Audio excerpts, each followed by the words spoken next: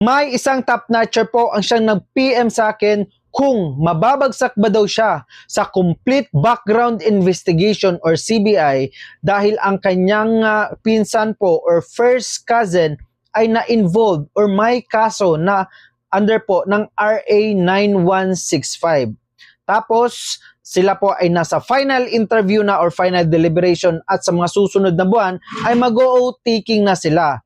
At sayang naman daw kung mababagsak daw siya dahil lang daw sa ginawa or nagawa ng kanyang pinsan. Ganito po yan, okay? Since wala naman po tayong schooling regarding po sa intelligence, ang sa pagkakaalam ko po talaga ay direct family po, okay? Yung kapatid mo or ama, ina. Kadalasan po ganun. Pero pwede ka naman po na makumababagsak ka ay magpa-re-evaluation ka.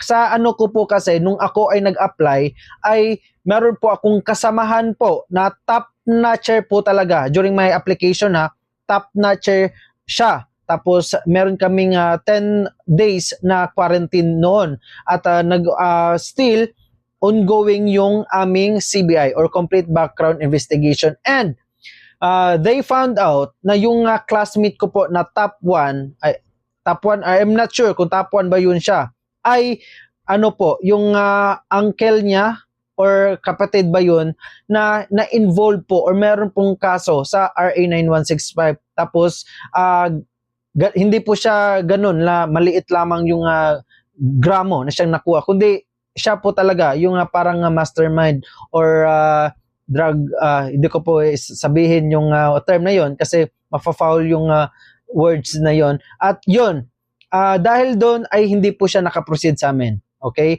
Hindi po siya nakaproceed sa oath-taking ceremony namin at ginawa na lang namin ay nag-ambag-ambaga na lang kami para naman ay at least kung umuwi man siya sa bahay nila na ganito yung nangyari at least man lang ay hindi po siya at least meron po siyang pera na siyang magagamit para naman sa new beginning niya. Pero sa pagkakaalam ko po sa ngayon ay nakapasok naman po siya. Ang ginawa lang po niya ay nag-re-evaluation siya. At yun po yung in-advise po sa kanya ng personnel po na mag-re-evaluation lang siya, na mag-apply po siya ng re-evaluation sa DI or Directorate of Intelligence.